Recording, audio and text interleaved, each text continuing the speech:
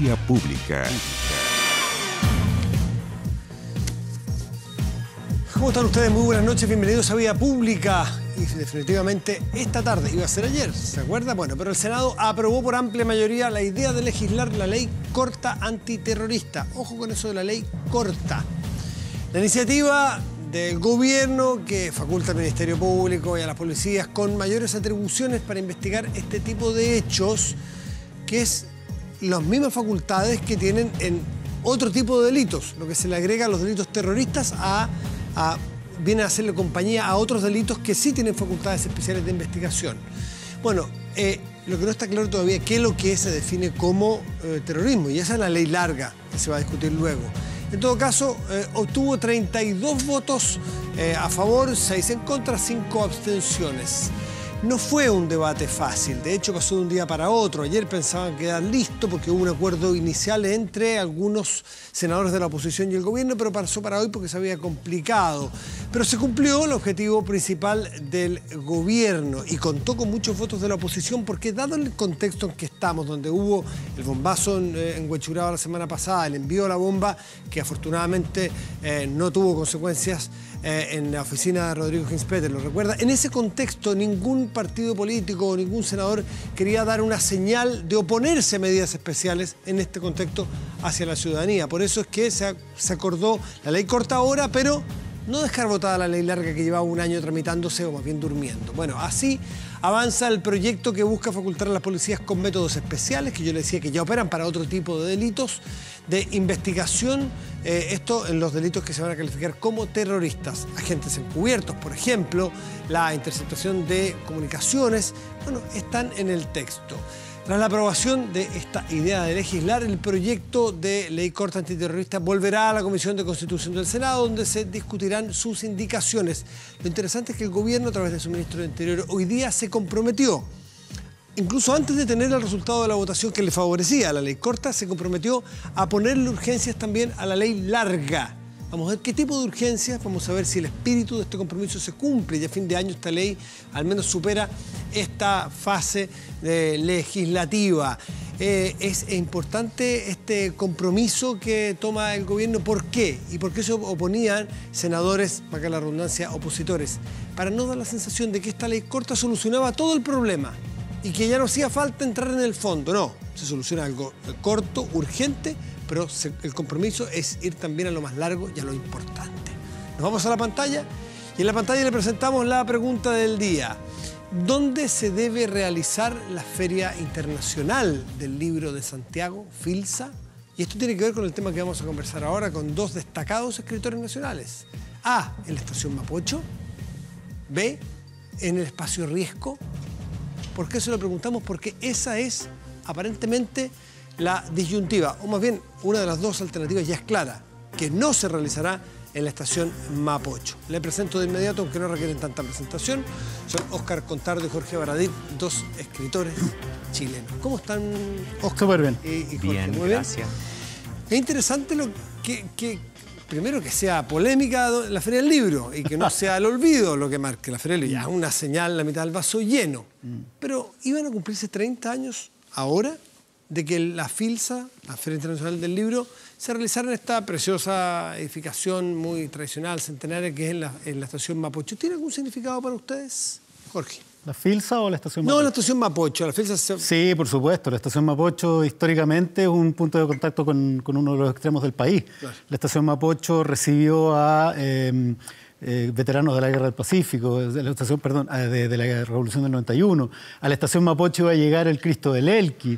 La Estación Mapocho era un punto de encuentro importante, eran los trenes que venían del norte. Por la Estación Mapocho llegaron los mineros, vagones y vagones de pampinos abandonados después del desastre del Salitre. La decisión de construirlo, de convertirlo en un espacio cultural es fabulosa, es fantástica.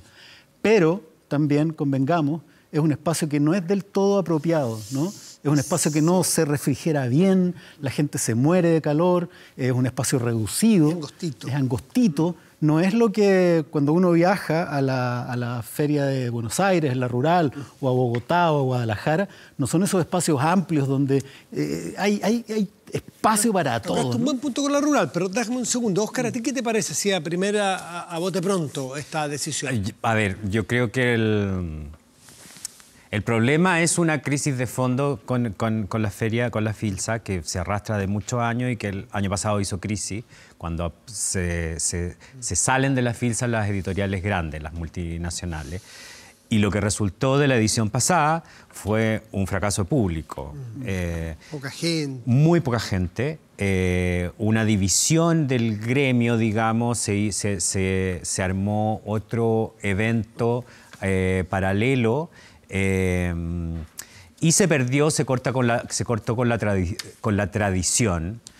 Y ese corte es porque, desde mi perspectiva, el gremio de los editores y libreros nunca ha sabido organizarse de una manera eficiente para darle una feria del libro como corresponde a un país y a una ciudad como Santiago. Tenemos siempre el reflejo del mercado argentino. Pues estamos hablando de feria, estamos hablando de vender, estamos hablando de mercado. No es política de lectura gubernamental. Esto se trata de un acontecimiento que reúne a un gremio y que en el caso de Santiago y de Chile, de la FILSA y del mercado editorial chileno, ha sido muy problemático. Pero tú fuiste al fondo y yo quería ir luego al fondo para ir primero a la forma, si te parecía el contenido, no, claro, el envase, el que se pierde. La estación Mapocho es un gran lugar y es uno de los pocos lugares que combinan, no sé, estar en el centro de la ciudad, cercanía. Tener un espacio. Pero es un gran lugar porque es preciosa, porque nos trae buenos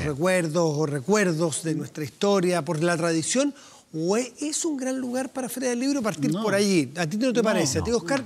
Como edificio, es que el problema es que ¿qué otro lugar en Santiago puede tener ese espacio para que llegue y con las facilidades de transporte? Ahora, pero tú hablaste de la rural y la alternativa aparece, no está cerrado, pero aparece como lo más posible espacio riesgo ahí en Huechuraba, ciudad empresarial. La rural también es lejana, no tiene estas características. No, pero tienes una estación de metro. Conexión. Tiene estación de metro. El problema que tiene Santiago en general es ese.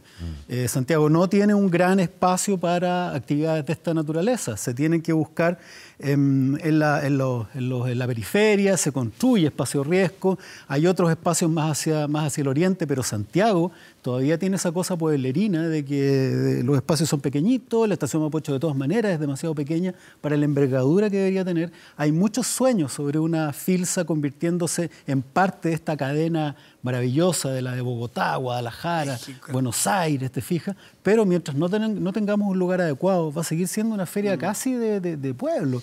Quizás, fíjate tú que quizás un espacio que todavía es... yo creo que esto es una pega, de esas pegas que tienen las alcaldías más allá de quién la dirige, ¿no? Debería ser un objetivo como ciudad, dotar a Santiago. Atractivo, claro. De lo pronto turístico, por ejemplo. Por supuesto. ¿Cuántos chilenos que conoces tú que han ido a la Chiva, a la Feria del Libro de Buenos Aires, que también van para ir a Buenos Aires y aprovechan todo? Pero es que ahí hay un punto, ¿cachai? Mira, hay algo que a mí me encanta de las ferias del libro regionales. A diferencia de Santiago, que se convierte en una especie de mall del libro, porque está dirigido por libreros y por editores que lo que quieren es vender el objeto libro.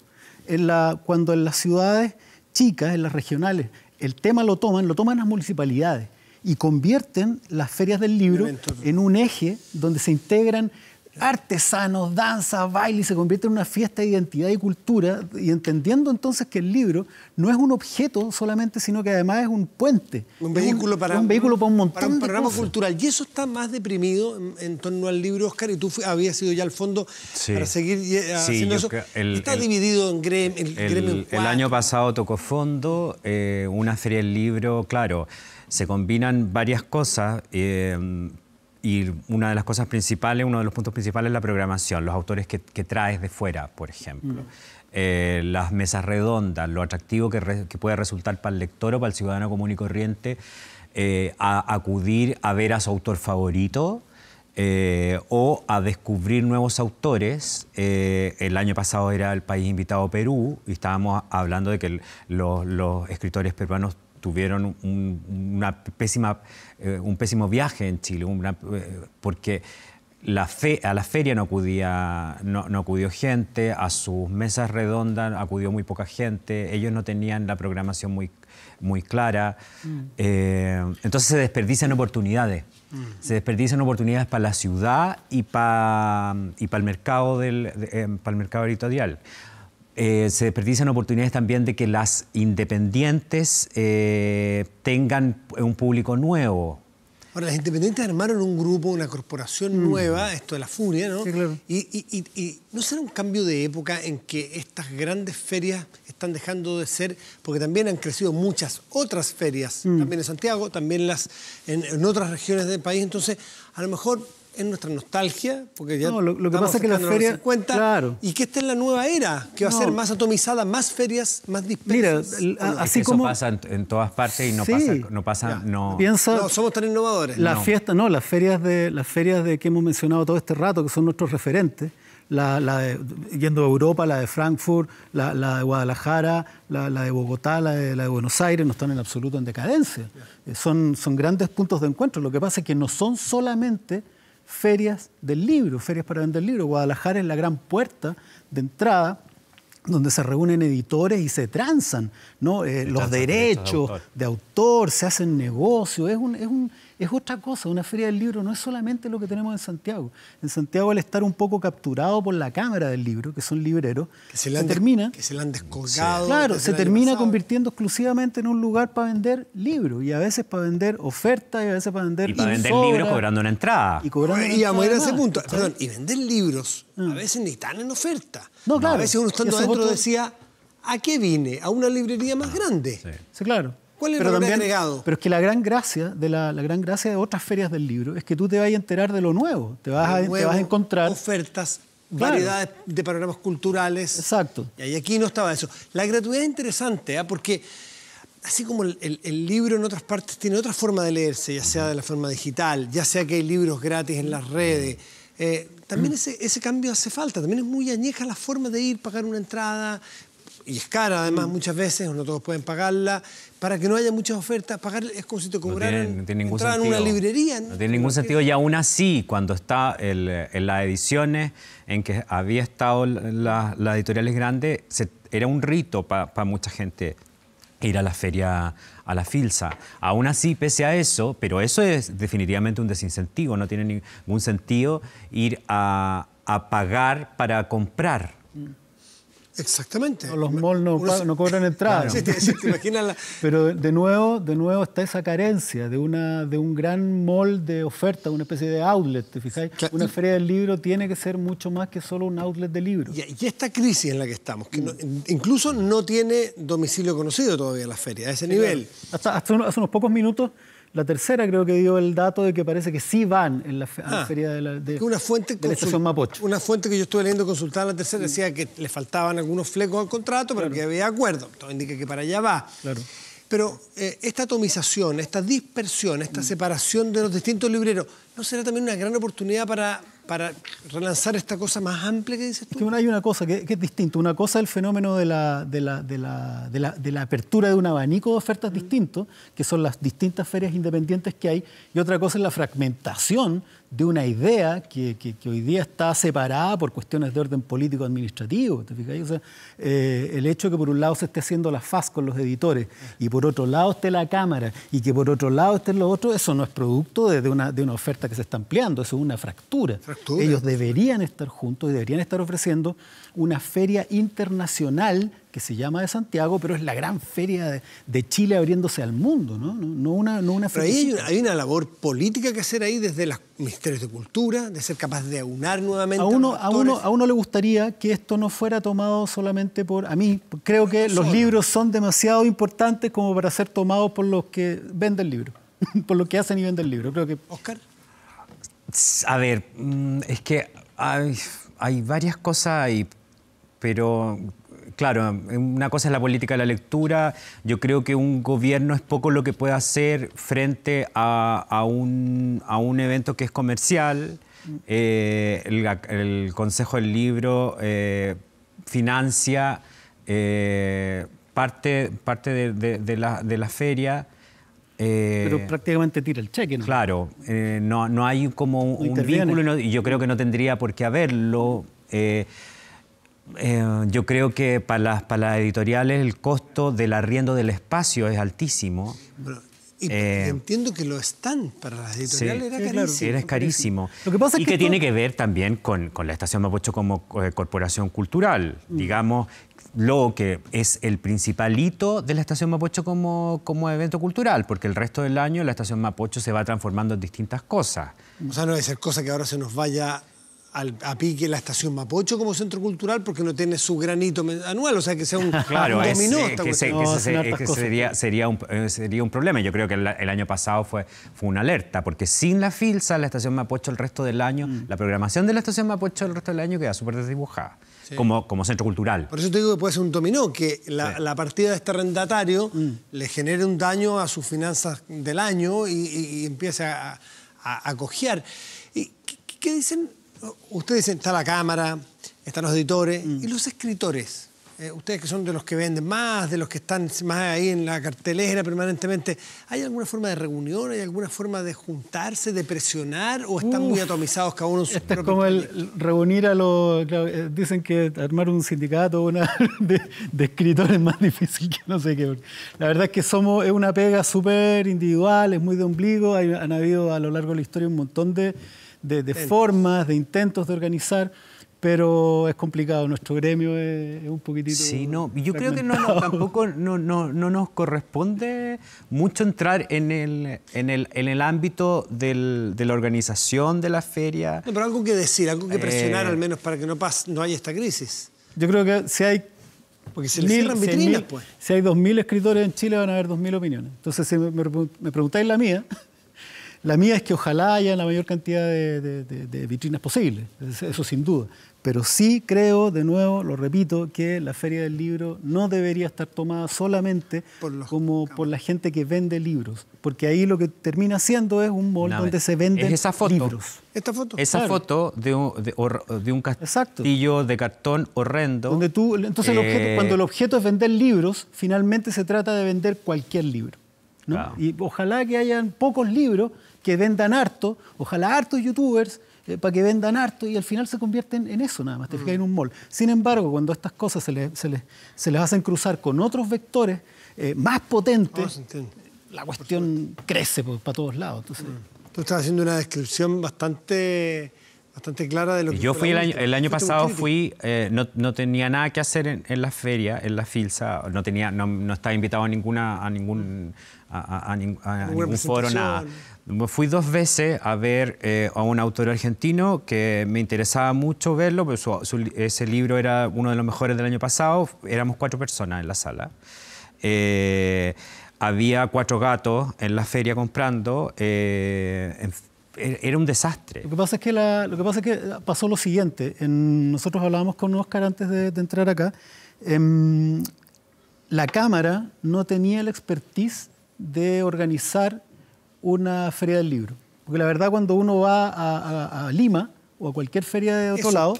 ¿Quién lo organiza? ¿Tú dices, hay una organización. A mí me van a buscar al aeropuerto, me llevan en auto, me asignan... No lo dejaron botado en el aeropuerto. El año pasado hubo autores peruanos que quedaron tirados en el aeropuerto. Muchos no sabían cómo llegar.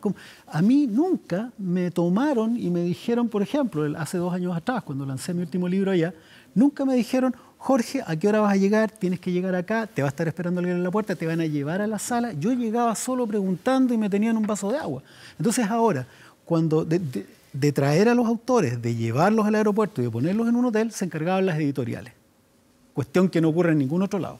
Entonces, ¿qué pasó? Se fueron las editoriales y la Cámara quedó no cachando. Y entiendo.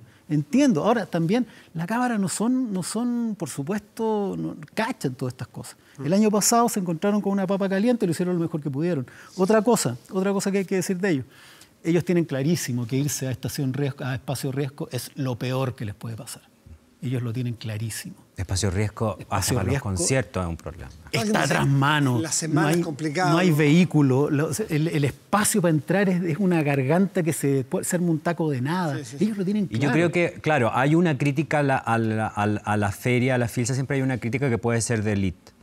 Porque para mucha gente representa la ocasión del año en el que pueden acercarse a los autores, Exacto. en el que es un panorama ir a ver libros, en el que se pueden ir a distintos foros, mesas redondas, a entrar en temas que si no entrarían. Gente de fuera de Santiago. Gente que va una sola vez al año a una actividad de libro, claro, que es esta. Y eso es súper importante mantenerlo. Y si se hacen memoria hacia atrás, sobre todo tú que eres bueno para la historia, los momentos más brillantes de nuestras ferias del libro, ¿qué pasaba distinto ahora? ¿Había más mancomunión de todos los actores? Porque se alcanzaron a hacer 29 ferias del libro aquí, antes en el Parque Forestal, Sí. según estuve leyendo. ¿Qué es lo que pasaba que no pasa hoy día? No, ¿O no, tiene no. que ver con, a lo mejor con una crisis del libro en nuestro país que sería bastante No, más sí, grave? antes crisis. era mucho más triste. Sí, Era no, más, sin Siempre duda. fue. Sí, todo tiempo pasado en Chile ha sido más triste. Y en lo de Feria del Libro empieza en los 80 y los 80 en dictadura, imagínate. ¿Pero en cantidad No. de libros editados o en No, tasa de lectura? mira, hasta hace- Todo La hasta el tiempo. lectoría no se sabe. Es que ese es un problema. La Cámara nunca tuvo mediciones de lectoría. Lo que sabemos es ediciones. Crecen Claro, año a año. Libro vendido. Nunca se han vendido tantos libros como ahora. Hace 6 años atrás, un libro, 5.000 ventas de un libro, ¿Ediciones más exitosas o más libros? más libros y más A ver, ediciones exitosas. Hay ediciones súper exitosas. O sea, Jorge ha tenido un desempeño histórico.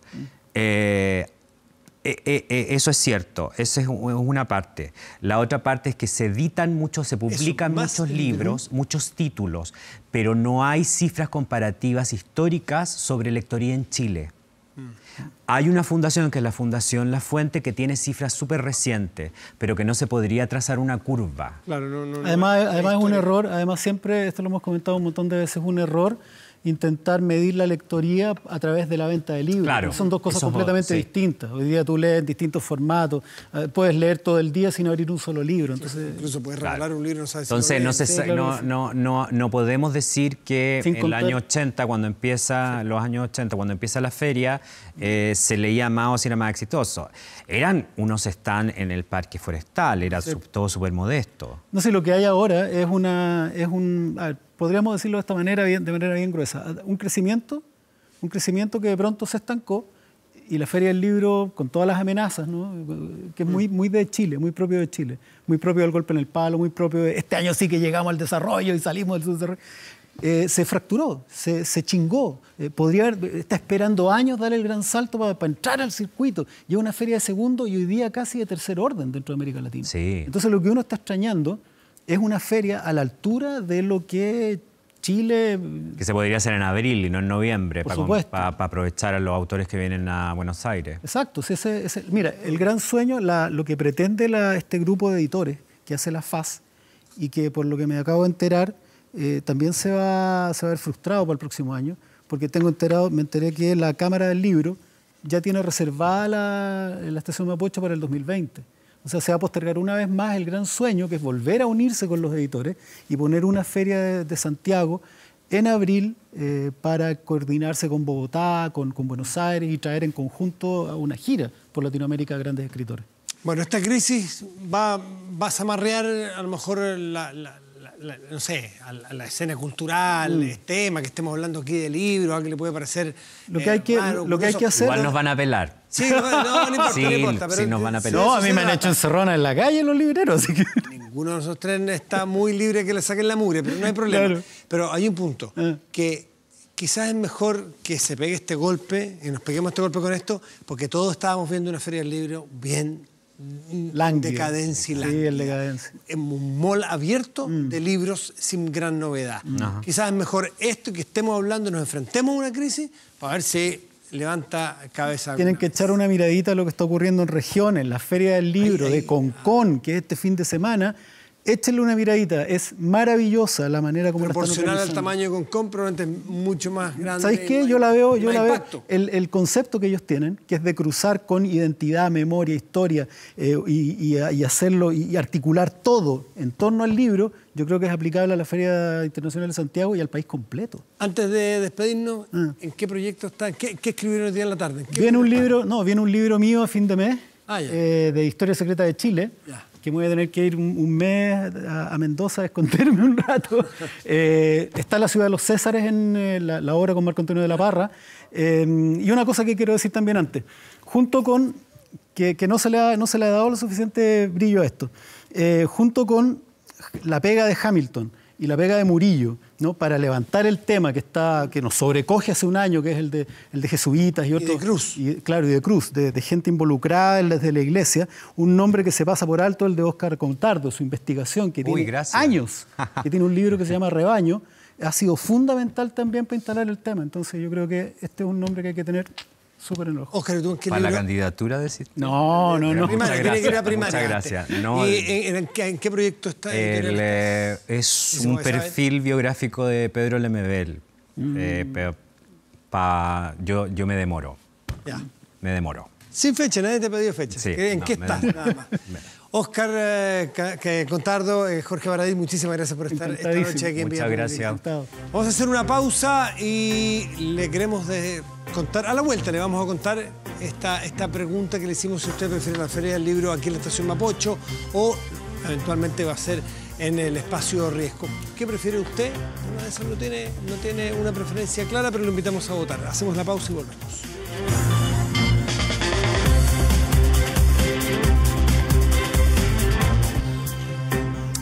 Si le hablamos de cambio climático, probablemente no vamos a generar un gran impacto por la novedad, sí por el efecto que tiene, porque se viene hablando ya hace un tiempo.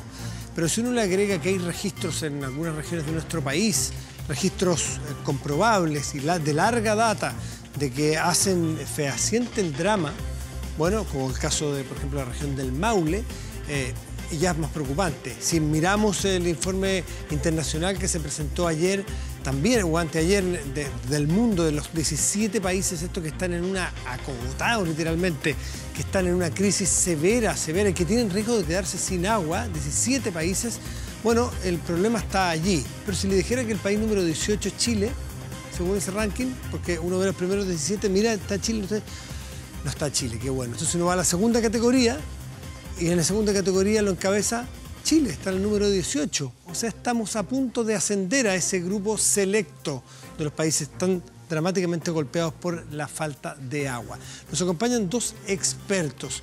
Uno de ellos es uno de los autores justamente de ese estudio de la región del Maule, Patricio González, es agroclimatólogo de la Universidad de Talca y autor del estudio sobre el cambio climático en la zona central. Muchísimas gracias por estar aquí, Patricio. Hola, Matías, gracias por la invitación y para hablar sobre este tema que seguro que complicado. Nos interesa muchísimo. Esta imagen, como decíamos, no es muy alentadora, pero es llamativa y es muy real.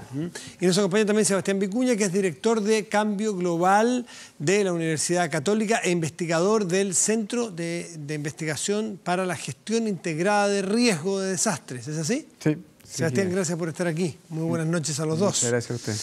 Patricio, partamos y yo te preguntaba, Talca tiene la característica de ser un centro de registro climatológico de más larga data, que tengamos más registro en Chile. Tú me decías de 1800 y tanto. 1869. 1869. Y las noticias son pésimas. Tenemos los más altos registros de altas temperaturas, han bajado la amplitud de los temporales de lluvia y un montón de registros todos pésimos. No son los más malos del país en todo caso. Claro, ¿no? pero es importante, nosotros tenemos el Centro de Investigación y Transferencia en Agroclimatología y Riego, creado en el año 1997, justamente para abordar este tema en la agricultura y hacer transferencia tecnológica a los agricultores, el CITRA, ¿no? Como tú bien dices, cuando uno analiza más de 120 datos de temperatura y pluviometría, ve un cambio sustancial a partir del siglo XXI, ¿no? Hay una caída sustancial en la pluviometría. La región del Maule lleva una mega sequía que ya lleva 12 años. 12 de los 19 años de este siglo 12, 19 años esta con mega sequía. Este año llevamos casi un 50% de déficit, va a ser el año número 13. Se está produciendo lo que yo llamo el abanico inverso a partir del año 2000. ¿Qué significa? Un alza de las temperaturas extremas, cercana a los 37, 38 grados hacia arriba, y una caída en la pluviometría por 13 años. Eso genera un dato adicional que normalmente no es tomado en cuenta. La evaporación, en la pérdida de agua constante desde los recursos agua, embalses, lagos, que está llegando en la región del Maule a los 90 metros cúbicos por hectárea, cuando en el siglo XX eran de 60 metros cúbicos por hectárea. Entonces hay una pérdida constante de agua desde octubre hasta marzo. O sea, con menos lluvia y más temperatura es la tormenta perfecta. Y eso se está abriendo hacia el 2025. Por eso nosotros hablamos ya no de cambio climático, sino de crisis climática, que es un nuevo concepto que parece que se va a empezar a manejar a partir de septiembre con la Convención de las Naciones Unidas sobre Cambio Climático, que se supone que se va a determinar se va a llamar, ¿no?, a una crisis climática mundial, porque este abanico, ¿no?, este triángulo que se está abriendo y que nos está dejando sin agua por 13 años y quizás 14, y estas altas temperaturas podría generar un problema, y está generando los climas mediterráneos, un problema de déficit hídrico, no solamente los embalses, sino que las napas subterráneas que de alguna manera generan el agua potable. Patricio, estaba mirando ese informe, Sebastián, no sé si tú lo viste, el de Patricio. Solo este registro para darte la palabra.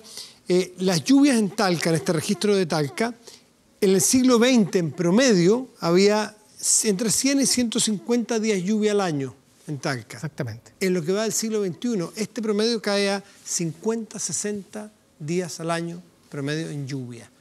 La cifra es brutal. Sebastián, ¿tú tienes registro o conocimiento de si esto es?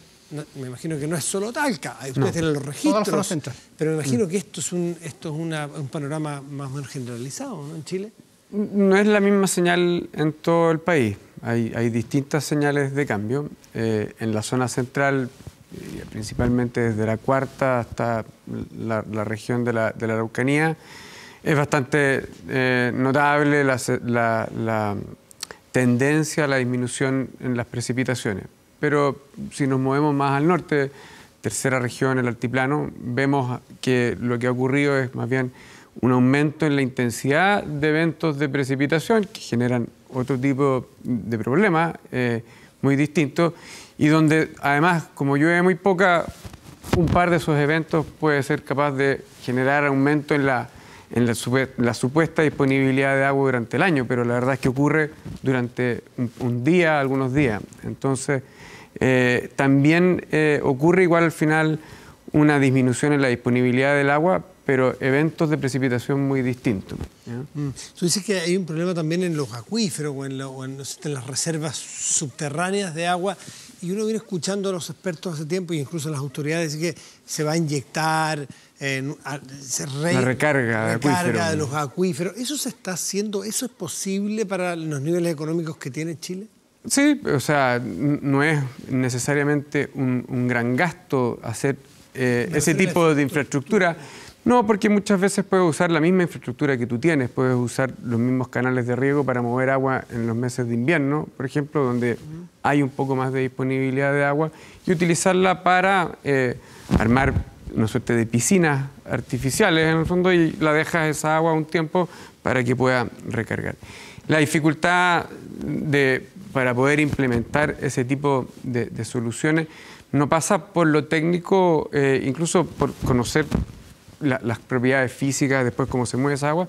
Yo creo que pasa por un tema más legal, regulatorio.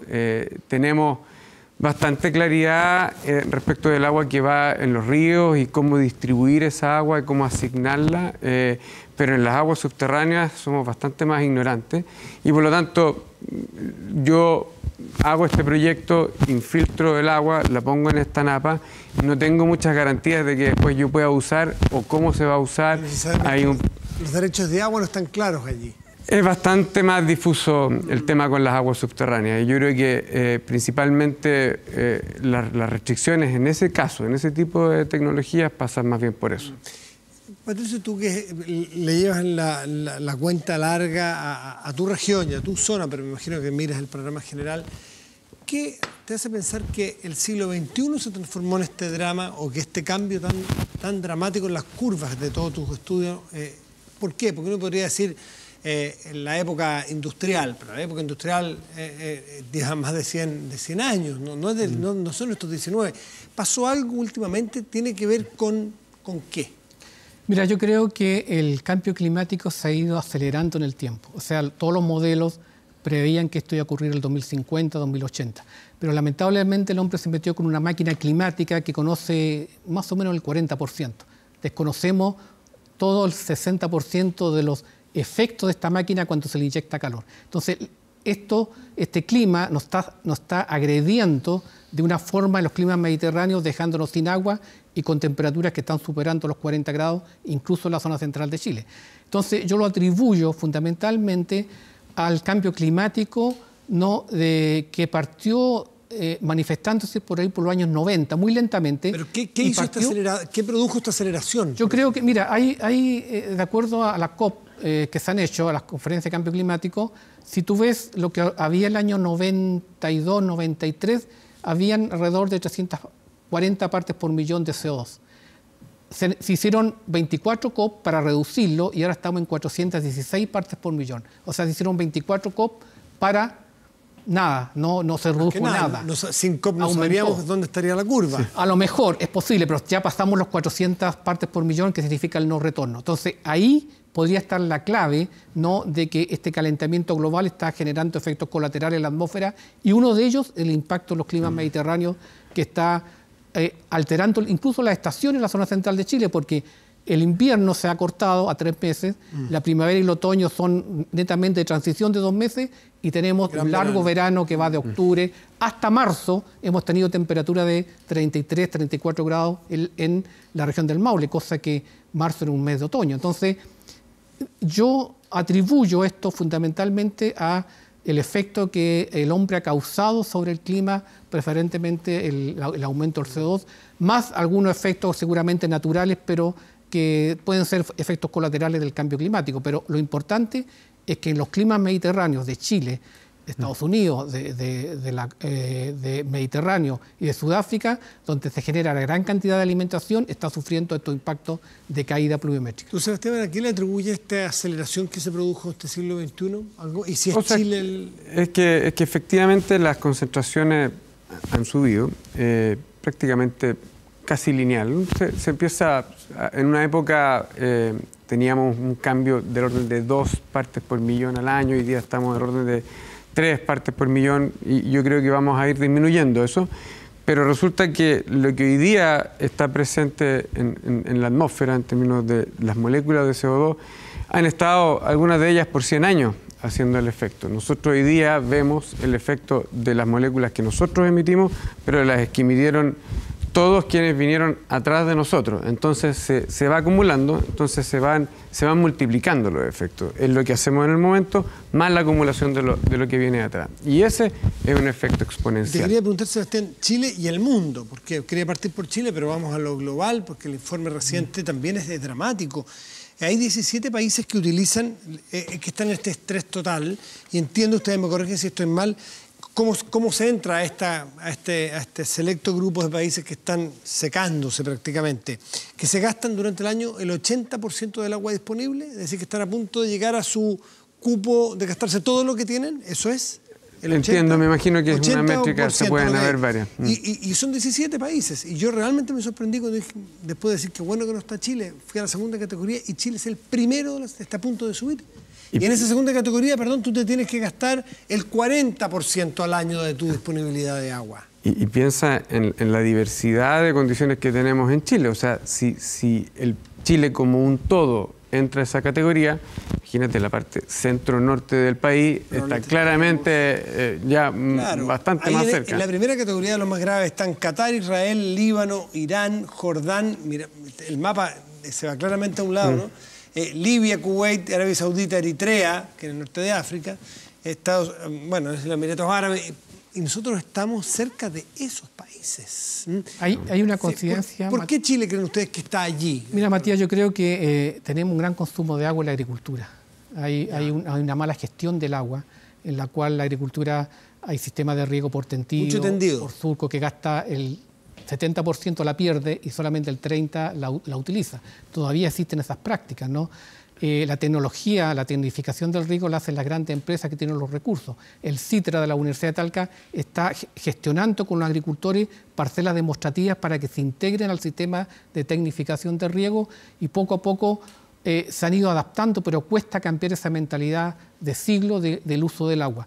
Yo creo que hay un problema también de gestión del agua que no se ha hecho bien en Chile, ¿no? Y cuanto tenemos... ¿A qué te refieres? Gestión del agua, mal específico en claro. En la agricultura. ¿Qué gestión en general? ¿A qué te mal refieres? uso del agua en el sentido de sistemas arcaicos de riego, ¿no? Riego por tendido, por surco, que se utiliza mucha agua, se pierde mucha agua al 70% y solamente se aprovecha el 30%.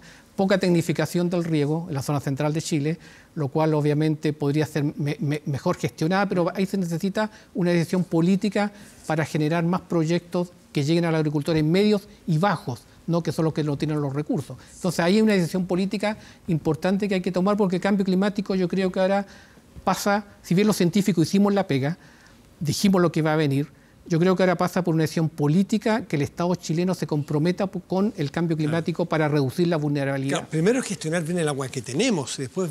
Sí. Eso falta, gestionar el agua. ¿Tú estás de acuerdo que esa es la primera, quizás la prioridad 1, usar bien el agua que tenemos? Y si es la agricultura, a tu juicio, la gran responsable. A ver, la agricultura es el principal consumidor del agua en el país y por lo tanto cualquier política que tenga que ver con la gestión del agua pasa de una manera importante por la agricultura. No es el principal en algunos otros contextos, en todo caso. Si nos vamos a la zona norte, si nos vamos a la región de Antofagasta, la agricultura no es el principal consumidor. Entonces, es un país con mucha diversidad en ese sentido y yo creo que es importante tenerla en cuenta.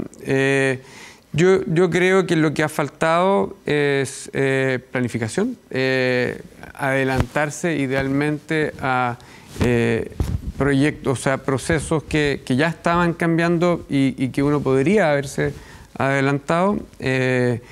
Dentro de esta planificación, si la hiciéramos de manera correcta, debiésemos ser capaces de ver, obviamente, cuáles son las fuentes sostenibles en el tiempo de agua y tratar de manejar la demanda que hacemos de esos recursos. En Chile, yo creo que gestionamos el agua y hay sistemas claros para hacer esa gestión, más o menos en algunas partes, precaria en otras partes bastante buena, con información. ¿Dónde en Chile? En el norte, en general, en zonas como el río Copiapó, por ejemplo, la gestión es bastante buena, hay mucha información, hay problemas porque hay más uso de lo que el lugar es capaz de sostener, pero hay información. Pero donde no tenemos nada de gestión es en el uso de la tierra, en la demanda. No hay sistemas que traten de limitar, si es que fuese una posibilidad, o al menos desincentivar el uso del agua en ciertos lugares que tal vez no es sostenible. Y eso nos dimos cuenta tarde en algunos casos. Por último, les quiero preguntar sobre la institucionalidad. Mucho se habla, y ahora con la COP25 seguramente va a ser tema, de ONGs y de personas que se oponen al sistema que tenemos nosotros legal de los derechos de agua. Es decir, poder tener derechos de agua y son míos y yo veré cómo los uso. Y algunos dirán, bueno, tiene que volver al Estado para que el Estado al menos pueda distribuirlos de distinta manera a quien lo quiera usar, a través de los precios, en fin, una forma distinta de distribuir. ¿Ustedes creen que pasa por ahí el cambio que Chile necesita en el cambio de la propiedad del agua? Yo creo que sí, yo creo que la propiedad del agua en Chile ha sido bastante compleja. Hay un nuevo código de agua que los agricultores muchos se oponen. Yo creo que el Estado en algún momento, por esta crisis hídrica que se nos avecina de aquí al 2025, va a tener que intervenir en este problema tanto del agua potable, ¿no?, que ahora es privada, como en el agua para la agricultura. Fíjate que en la región del Maule, por ejemplo, sexta y séptima región, todavía no hay mapas hidrogeológicos de cuánta agua subterránea existe. No se conoce. Tampoco está legislada el agua subterránea. Tú puedes sacar un pozo y dejar seco el del vecino. Eso no está legislado.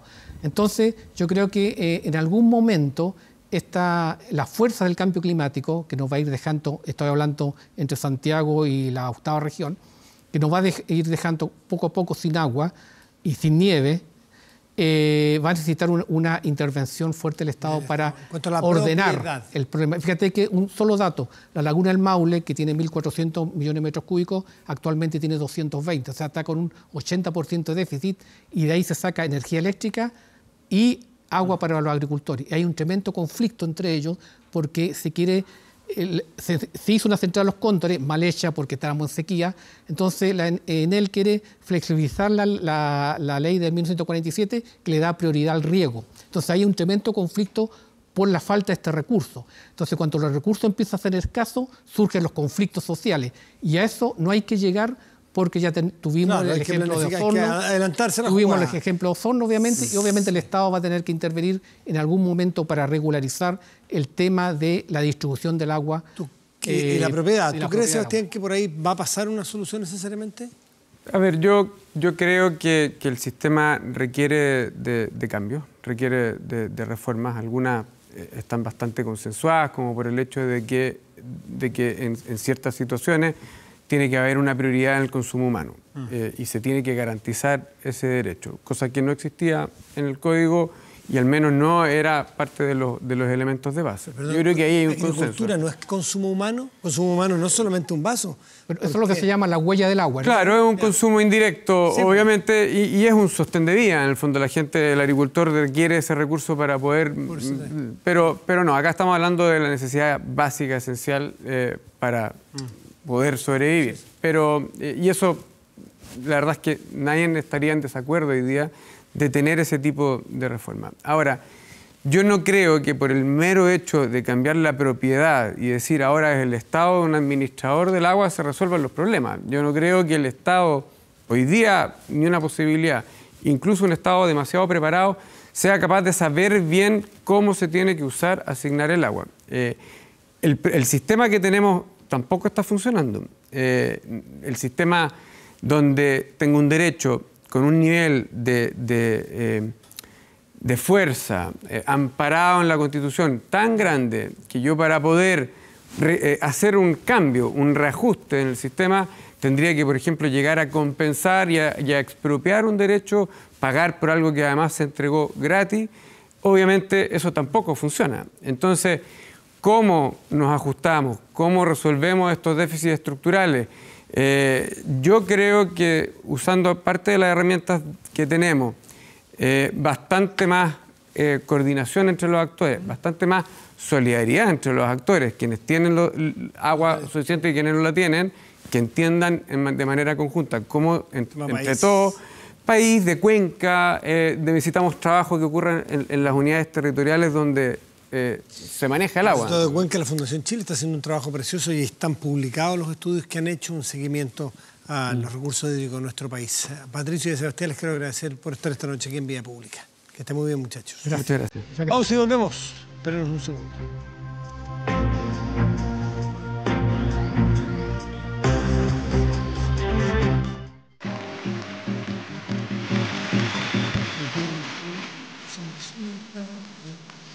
Veamos el resultado de la pregunta para cuales invitamos a participar. ¿Dónde se debe realizar la Feria Internacional del Libro de Santiago? Sabemos que no se renovó entre los organizadores de la feria y la Estación Mapocho, por lo tanto la versión que iba a ser la número 30 en la Estación Mapocho no va a ser. No está claro todavía el destino, aparentemente sería en Espacio Riesgo, pero el 85% cree que debiera seguir siendo allí. El 15%. A Espacio Riesgo le parece una buena alternativa. Revisemos nuestro portal de noticias 24.cl. 24.cl tiene el Instituto Nacional de Derechos Humanos oficia intendencias por llamado a armarse en manifestación antimigrantes. Pero ¿cómo va a ser posible que alguien llame a una... Perdone, que me juegue tanto por una opción, pero llamar a una manifestación antimigrantes y armarse ya el desquiciamiento total, pero antimigrantes. ¿No somos acaso la gran mayoría de los que vivimos en esta tierra migrantes o hijos o nietos o bisnietos o descendientes de inmigrantes? ¿Nos hacen mucho daño los inmigrantes? ¿No miramos el aporte que nos pueden hacer? Pero en fin. Ya, el resto de los contenidos 24.cl disponible allí, en ese sitio. El clima, el tiempo, la temperatura.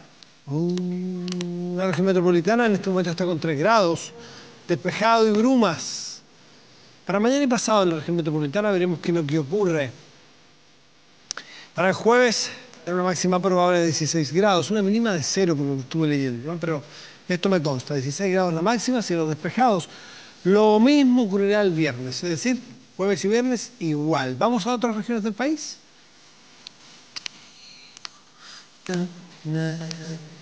Juan Fernández, región de Valparaíso. Máxima 14, cielos nublados. Arica, región de Arica y Parinacota. Máxima 16, cielos nublados. ¿Y a quién escuchamos a esta hora? Hay que escuchar a esta hora esto, ¿eh? Porque un día como hoy, pero en 1942, nació este señor que escuchamos de fondo, el que miramos aquí. Ahí está Roberto Carlos, pero ahí está. Ahí está, tú en este caso. Se llama Caetano Emanuel Viana Teles Veloso, o simplemente Caetano Veloso, como es conocido en el mundo artístico. Este connotado cantautor brasileño comenzó desde muy joven en el mundo de la música, pero fue gracias a su hermana que dio a conocer sus canciones. Ella también es muy famosa, es María Bethânia. ¿Ubica, cierto? Claro que sí. Fue quien grabó sus temas en una etapa inicial. Con un primer disco en 1967, tuvo su punto de partida para una carrera exitosa, extensa, que lo ha llevado a recorrer el mundo entero de la mano de los sonidos típicos do Brasil, con un sinfín de colaboraciones, dúos, una discografía riquísima. Caetano Veloso es una de las figuras esenciales de la música de Brasil. Y hoy cerramos Vía Pública recordando junto a otro grande, Roberto Carlos, esta Garota de Ipanema, tema ícono de esta música.